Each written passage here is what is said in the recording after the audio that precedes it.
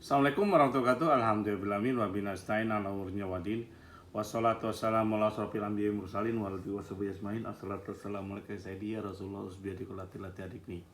Alhamdulillah ala nikmatil Islam wa iman wa kafa bima minima.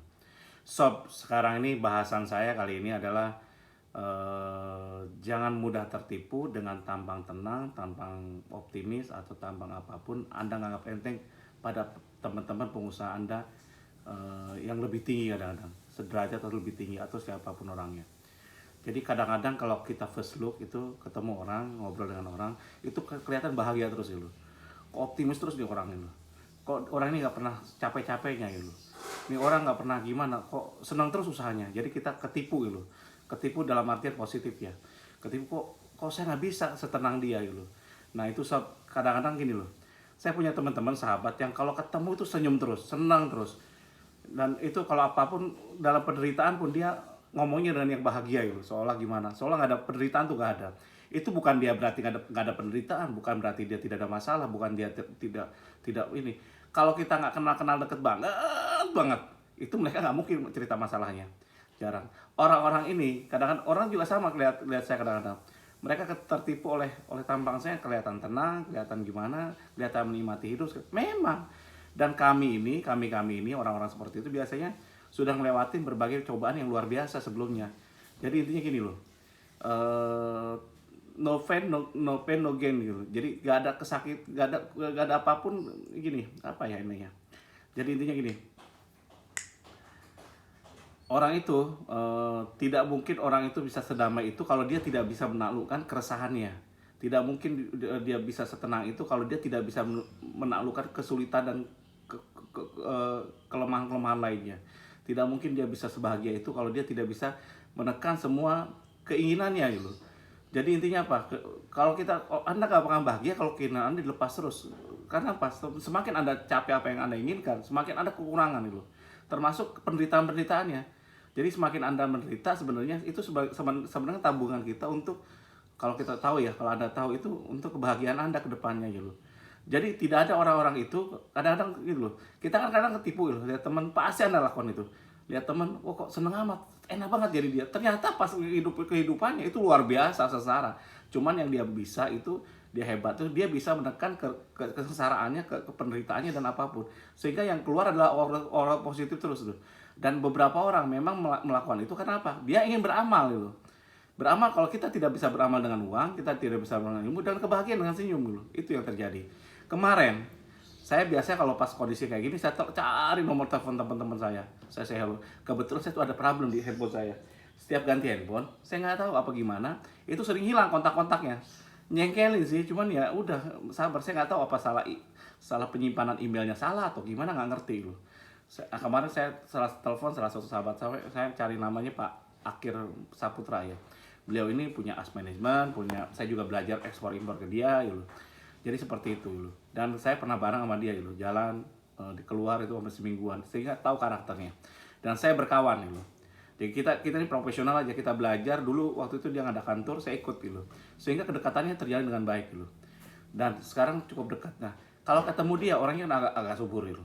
Ketemu dia itu senyum aja, pasti senyum, nggak ada Anda akan lihat dia itu kesakitan meskipun sakit apapun. Nah terakhir kemarin dia tuh punya franchising kebab segala macam-macam, kebab yang bento-bento lah gitu, modal-modal masakan Jepang, terus punya komputer, punya juga ekspor mebel gitu. Dan setiap ngomong itu pasti positif, ekspornya jalan, sekarang mulai jalan Pak Ridwan katanya, karena Eropa itu nggak ini, wah kayaknya kok enak gitu loh. Terus kalau dia ngomong apa lagi, pokoknya positif terus. Jadi intinya padahal kalau secara logika ya, ekspor itu sekarang kan mandek gitu loh. Negara manapun susah lah sekarang nih pada nahan pembelanjaan semua, karena orang pada spend money, nyimpen uang semua sekarang ini. Tapi kok dia bisa positif kan? Positif terus dia ngomongnya. Terus yang kedua, terus gimana Pak restoran Bapak? Oh iya Pak Ridwan katanya. Dia jawabannya enak juga. Kemarin ini Pak Ridwan, ketika susah, kita sebenarnya kan saya syukur mengurangi dampak, jangan sampai saya mecat. Kalau dia keluar ya nggak apa-apa katanya. Tapi kalau mecat saya nggak katanya. Meskipun salary-nya saya kurangi, kita potong-potongan semua gitu. Tapi kan yang penting mereka bisa kerja gitu. Nah inilah saatnya pengusaha itu Pak Ridwan, dia dengan semangatnya. Kita ini kan sebenarnya dapat untung udah bertahun-tahun sepertinya gitu. Meskipun kita simpan dalam beliin double aset segala macam-macam, tapi cash flow-nya kita pas-pasan, tetap kita dibuatin cash flow pas-pasan. Sebenarnya aset kita udah nambah satu. Nah itu bertahun-tahun kita dapat tuh. Masa sekarang kita ini dengan cepetnya? Masa sekarang ini kita ini harus harus pecat karyawan yang udah bantu kita bertahun-tahun gitu. Oh bagus juga gitu. Terus gimana kondisi sekarang gitu? Kita bilang. Kondisi sekarang Pak Dino, kemarin tuh aduh susahnya, tapi syukur saya masih bisa bertahan gitu. Nah padahal dia ngomong kayak gitu, dia ngomong susahnya iya, tapi susah.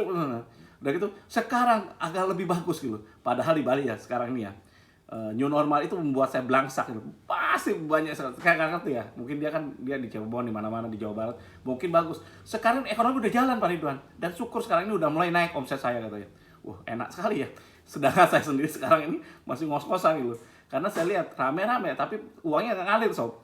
Tapi mungkin saya salah kali. Mungkin di beberapa daerah kayak di Jawa Barat, di mana udah jalan mungkin. Kalau di Bali kan memang pariwisata ini yang utamanya, karena pariwisatanya sekarang masih ditutup, meskipun sekarang dibuka masih ada lokal-lokal gitu, tapi masih belum jalan semua. Hotel masih banyak yang tutup, 90% tutup gitu, termasuk restoran dan yang lainnya. Tapi dia itu dengan positifnya, jadi kita ke bawah gitu. Jadi itulah yang kadang-kadang yang saya bilang tadi, mereka itu bukan tidak melewati penderitaan, mereka bisa bahagia karena melewati banyak penderitaan. Bagi sob sekarang yang mau bahagia, lakukan itu. Dan kalau saya simpel sob, caranya untuk bahagia, resah itu pasti ada. Gak mungkin gak, saya setiap saat deg-degan gitu. Contoh, sekarang saya lagi diriin Uber ya, Uber usaha berkah bersama gitu. Kayak Gojek, kayak Grab gitu, seperti itu. Tapi fokus kita lain, kita akan jadiin drivernya kita itu untuk sebagai UKM gitu. Karena saya besoknya UKM gitu. Dan saya ingin jadiin mereka usaha mikro dulu. Makanya di Uber itu mereka saya wajib pasang Uber Pay supaya bisa jualan pulsa, biar belajar anak istrinya gitu. Jadi saya angkat jadi agen premium. Kalau orang lain kan bayar 300.000. Kalau saya gratis kan untuk drivernya.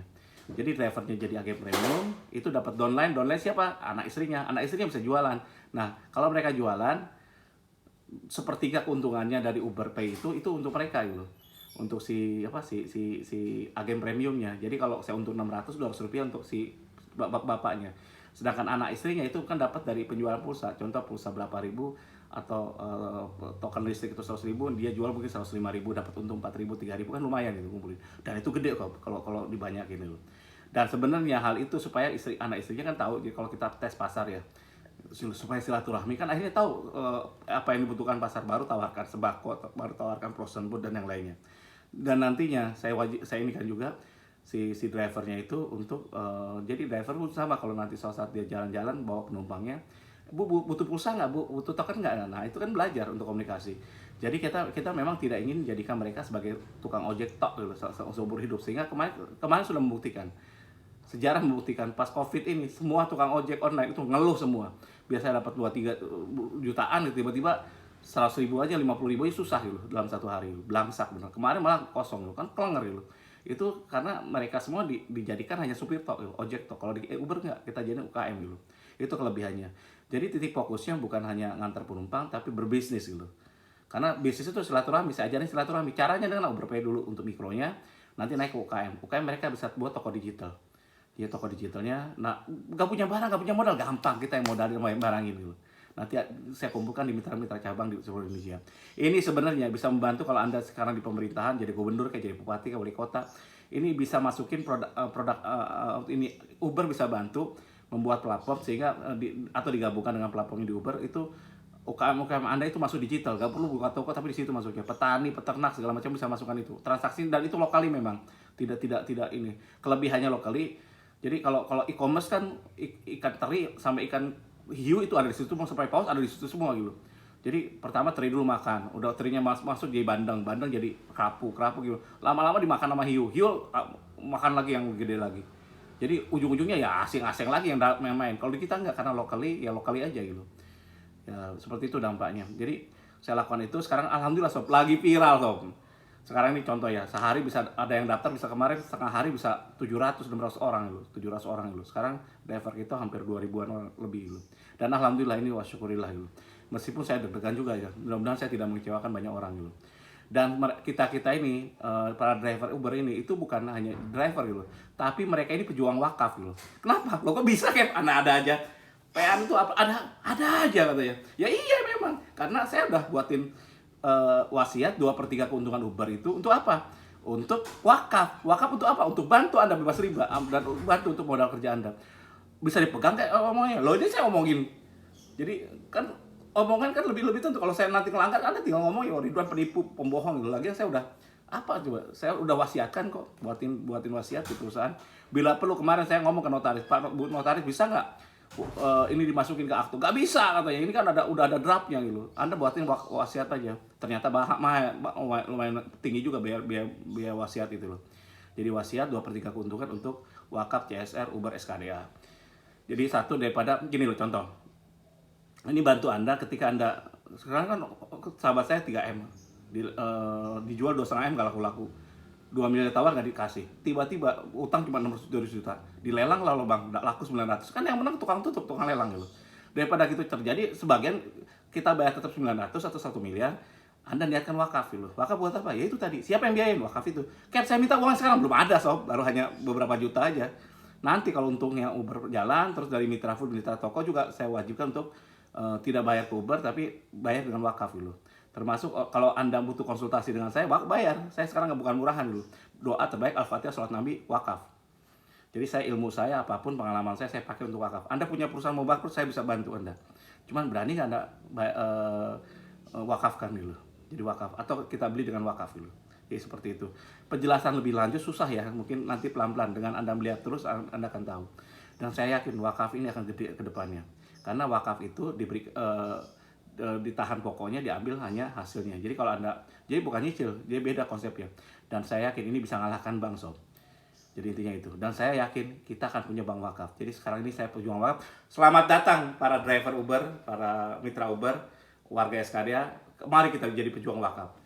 Kalau salah, saya memang bukan ustadz. Ada wakafnya ada sendiri ya. Ada dewan wakaf yang ngepalai adalah kiai muda Syarif Tabarok ya. Beliau ini adalah lulusan Kairo dan sekarang ambil S2-nya, S2 tentang wakaf. Dan kemarin saya ada teman Pak Agus Samijaya mau bergabung dengan kami itu di bidang hukumnya. Kebetulan dia S3, mau S3. Pengacara top sob, mau bantu kan ya. Mau bantu untuk di hukumnya. Ternyata dia ngerti tentang wakaf itu. Jadi kita akan kuatkan dari di sisi akidahnya ada, sisi hukumnya ada, sisi bisnisnya ada. Demikian ya saya, kalau salah, saya pasti salah, banyak salahnya. Karena saya butuh orang yang butuh belajar. Kalau kurang, saya pasti banyak kurangnya. Karena memang saya bukan seorang alim gitu. Saya bukan kiai, saya bukan ustadz, saya bukan apapun. Saya hanya pengusaha ahli pesawat. Jadi itu hanya punya mimpi gede gitu. Kalau seandainya ini terjadi, terwujud pada masa saya bersyukur. Kalau enggak, Anda yang nerusin ide ini. Demikian ya saya, wabillahi taufiq wal hidayah. Wassalamualaikum warahmatullahi wabarakatuh.